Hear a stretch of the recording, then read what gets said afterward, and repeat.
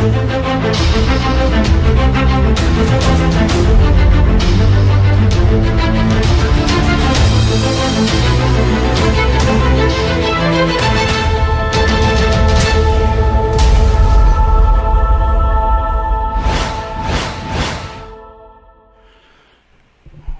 is going on, guys? This is Mad Mike back with Madman Motorsports and this How I Drive tutorial series. This week we are at Texas Motor Speedway, the great American Speedway, one of the fastest, biggest, and baddest mile and a halves in the country. So in this video I am going to show you how to tackle this super tricky and technical mile and a half in the D car, the Nationals Impala. So let's get started. Alright guys, so let's take the car on the racetrack and we'll show you some of what I like to call the tricky spots on the racetrack.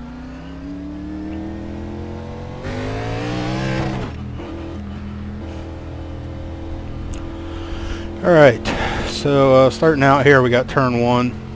There's a big bump right here in turn one that is really tricky, very technical, but if you can master getting through that bump, getting through this part of the racetrack and getting off of this tricky turn two right here, it will set you up for a very fast launch down this straightaway into turn three, one of the fastest mile and a half corners in the country.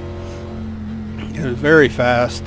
Paid no attention. I left this this best line on here to show you guys that you really don't pay attention to this line, especially at this racetrack, because it is totally wrong. If you can follow it for you rookies out there, but it really, if you want to go fast, you've got to totally ignore and push past what these lines are telling you to do. So out of turn four, down this double dog leg into turn one here. I'm actually going to stop here in turn one. You're going to lift right about here, right before you get to that traffic light up there on the corner. You're going to lift and you're going to get a real hard arc right towards this Texas sign, and you see right about where the Fortworth Denton County sign is. That's where the bump is.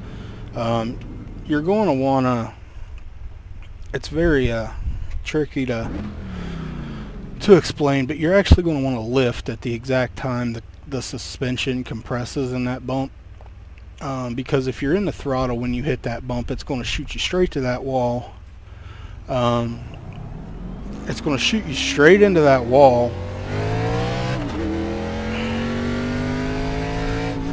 and you're going to push right up into this wall. Now what makes turn two so tricky and technical is, unlike tracks like Atlanta and Charlotte, where this turn two, it kind of has more of a round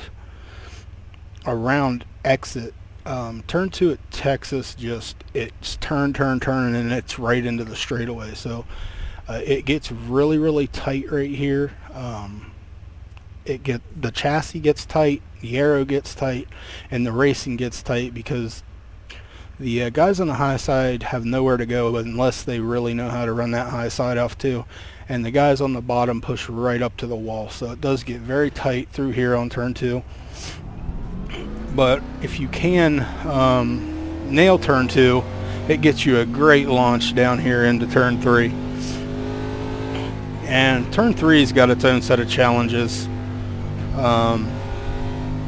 As you go down and get to this traffic light, you see the line wants you to go right to the white line down there. That is totally the wrong way to approach turn three. It gets very flat down there, it's very slick down there, so you really, like turn one, you want a very late arc. So you're not going to want to actually arc the car until you get to this Sprint Cup banner, and then you're going to want to shoot it very sharp down to this white line. You want to stay on this white line, but you don't want to get the wheels below it, because you'll pick up all that dirty debris and you get very loose here off of Turkey turn 4. Turn 4 is loose if you hit that white line, and it's very tight if you carry too much speed. So it's really a racetrack of get on the track and put in some laps. It's very fast. It's very, very fun. I've got a number of wins at this racetrack. It's one of my favorite on the circuit.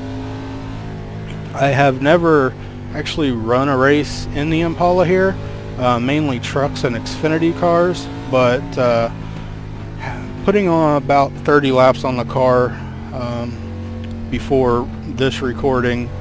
The car is a lot of fun. It does have a good setup under it, and it should tend itself to rookie and D-class drivers quite well. Normally fixed setups, mainly in the trucks and Xfinity, they get really, really loose off of turn 2 here.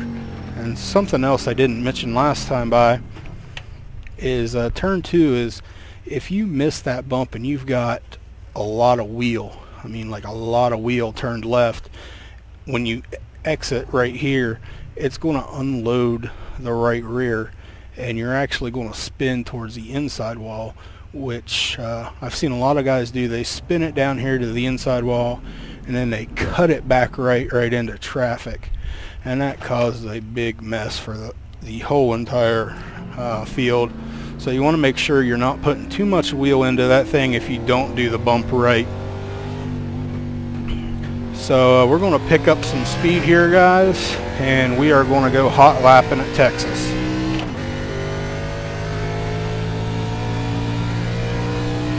And you will see just by the sound of the motor where I am lifting, there is no braking at this racetrack. You do not need to think about that brake pedal.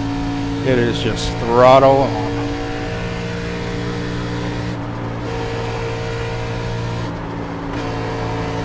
See, I timed that bump just perfect, and it gets you a nice shot down this back. Big speed, 180, 185 miles an hour. Late arc into 3, back on the juice, right on the white line, and then taper it right off to exit turn 4. Get you a good fast lap here.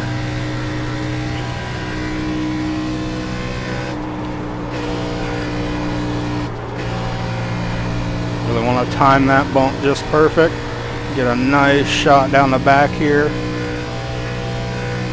And then again, a late taper into turn 3. Get back on the throttle. I got it back on a little too quick there. Had to burp. But right off turn 4, right down to the grass here. And guys, that is a hot lap at the Great American Speedway in Fort Worth, Texas. This is a very fun racetrack. So all you rookies, be careful. Don't overdrive it. You can really overdrive this racetrack if you're pushing it too hard. So yeah, I mean, just get out there and practice, put in your laps, especially if you've never raced at this track. It looks a lot like Charlotte. A lot of mistakes rookies and D-class drivers make is they think, oh, this racetrack's just like Charlotte. This track is absolutely nothing like Charlotte. This is a total different monster from Charlotte. It's a lot faster. It's a lot more technical. Charlotte is very smooth. It's recently been paved. Texas hasn't. It's very fast, very fast. I know I keep saying it's fast, but it is extremely fast. Alright guys, so this has been my How I Drive Texas Motor Speedway in the K&N Nationals Impala, the D-Class car, the fun car in the D-Class. No disrespect to the late model drivers out there. But yeah, if you like these videos, give me a thumbs up, give me a sub, come follow me.